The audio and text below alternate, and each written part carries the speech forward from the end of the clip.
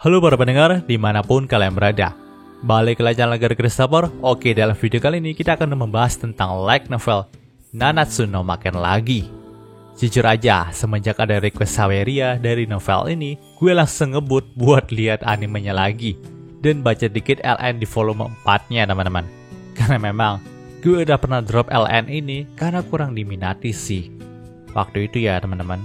Tapi sekarang gue akan bahas tipis-tipis saja sesuai yang gue pahami dari novel dan animenya teman-teman.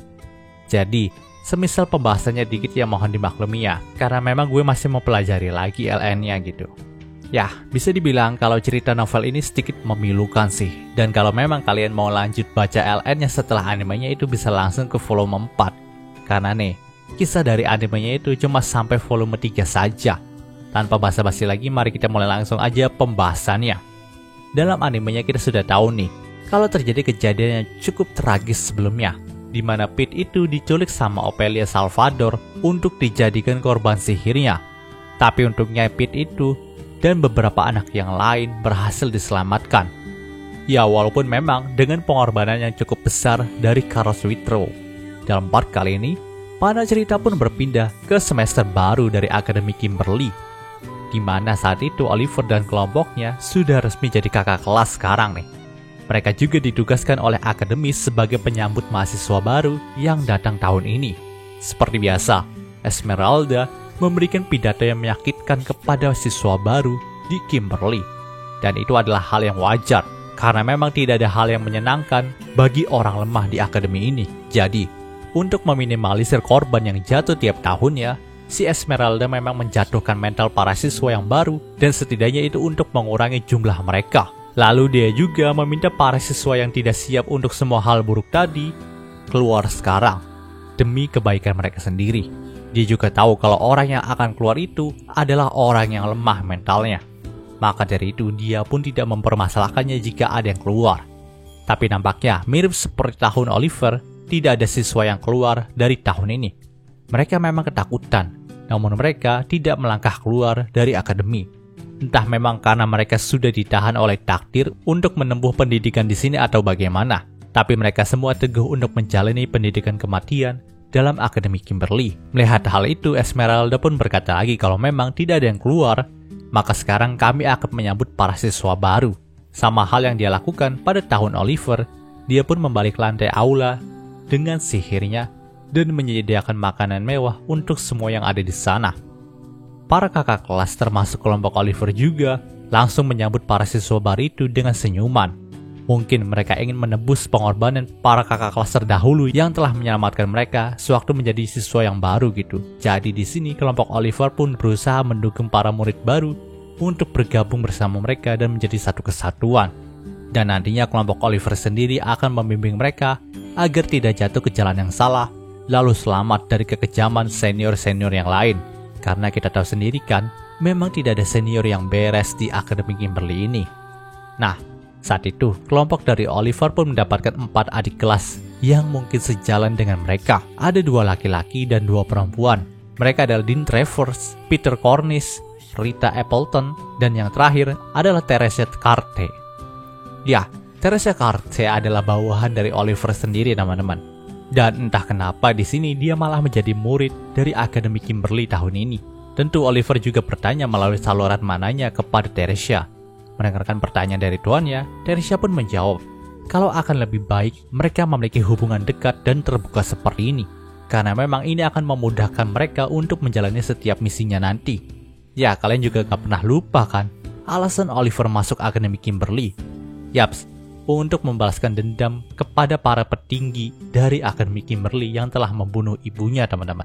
Walaupun memang sekarang Oliver mendapatkan banyak sekali teman baru, bahkan kelompok yang membuatnya bisa bertahan hidup dalam Akademi Kimberly ini, dia itu tidak pernah lupa dendamnya kepada setiap petinggi dari akademi ini. Mungkin saja dia bisa memanfaatkan kelompoknya demi kepentingan dari balas dendamnya itu. Dia adalah orang yang sangat berhati-hati dan sangat berani untuk mengorbankan apapun, asalkan tujuan dari Oliver sendiri bisa tercapai. Nah, Teresa berharap dirinya itu bisa lebih leluasa bergerak di akademi ini bila dia memiliki hubungan yang terbuka seperti ini dengan Oliver. Mendengarkan hal itu, Oliver pun sudah tidak bisa melarangnya lagi. Lagi pula, Teresa juga sudah terdaftar resmi sebagai siswa tahun ini. Jadi ya Oliver tidak bisa memaksanya untuk keluar gitu aja. Itu malah akan menimbulkan kecurigaan nantinya. Selepas dari itu semua, kelompok dari Oliver yang sekarang sudah semakin ramai. Dan ditambah lagi saat itu ada Guy dan Katie yang bisa membangun suasana. Jadi kecemasan para adik kelas mereka ini yaitu Dean, Peter, dan Rita bisa hilang secara perlahan. Kalau untuk Teresa sendiri kan memang dia sudah tidak pernah cemas lagi gitu dari awal. Nah, di tengah kemeriahan sambutan murid baru itu, Oliver pun teringat dengan kejadian beberapa hari lalu. Ya, seraya dengan penerimaan siswa baru, Akademi Kimberly akan mengadakan upacara pemakaman bagi para siswa yang jadi korban tahun ini. Itu adalah upacara pemakaman sederhana tanpa adanya pendeta dan juga pembacaan doa. Karena memang ketika kamu sudah resmi menjadi seorang penyihir, kamu sendiri memang sudah tidak bisa hidup lagi di jalan yang suci. Jadi mereka yang mati sebagai penyihir tidak mungkin dapat ketenangan seperti surga. Hidup mereka sudah kotor dan dipenuhi darah. Nah, saat itu kelompok Oliver pun mendatangi pemakaman itu terkhususnya untuk melihat pemakaman dari kedua senpai yang berharga bagi mereka, yaitu Ophelia Salvador dan Carlos Luitro. Kebetulan saat itu Alvin Godfrey juga sudah ada di sana untuk mengantar kedua temannya ke liang lahat. Dan di sini nampaknya kelompok Oliver lah yang paling bermasalah, karena mereka lah yang menjadi penyebab dari kematian kedua senpainya itu. Ya meskipun di mata penonton animenya, mereka itu nggak salah dan Ophelia lah yang salah. Tapi di sini terasa banget kalau kelompoknya Oliver sangat menyesal atas kematian Ophelia dan juga Carlos. Kalau saja mereka bisa menghentikan Ophelia dengan cara yang lebih baik, maka semua kejadian suram itu tidak akan pernah terjadi lagi. Saat itu Vera Milgan juga datang ke pemakaman dari Ophelia. Ya, walaupun memang tidak menunjukkan kesedihannya, tapi dia juga merasa tidak enak karena di akhir pertempuran itu, dia telah memaki Ophelia dengan hinaan yang sangat kasar. Walaupun memang itu adalah bagian dari rencana mereka untuk membuat Ophelia itu lengah, namun bila mengingat alasan Ophelia yang menjadi seperti itu teman-teman, Milligan itu merasa tidak akan bisa tidur dengan tenang bila tidak datang ke pemakaman ini. Walaupun jasad dari keduanya juga hanya tersisa abu, tapi itu masih tetap berarti bagi Milligan. Nah, tepat saat itu juga Oliver melayangkan doanya kepada Ophelia dan juga Carlos. Seraya dengan itu, dia juga sempat melihat kalau di atas peti mati Ophelia terletak sepotong kue coklat yang pernah dikatakan Ophelia sebagai makanan kesukaannya. Dan ternyata sampai akhir Ophelia masih bisa memakan kue kesukaannya itu. Kemungkinan besar Alvin Godfrey lah yang menempatkan kuenya di sana.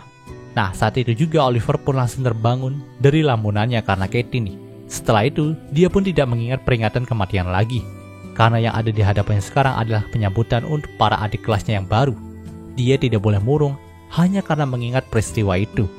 Itu adalah kejadian biasa dalam Kimberly. Dan cerita di part ini pun berakhir. Oke, muncul pembahasan singkat untuk Nanatsu no Makennya kali ini. Jika kalian suka video ini, jangan lupa untuk like, komen, dan subscribe, dan juga share agar gue lebih semangat lagi dalam membuat video dalam channel ini. Terima kasih telah mendengarkan sampai detik ini. Gue Gary Christopher, signing off.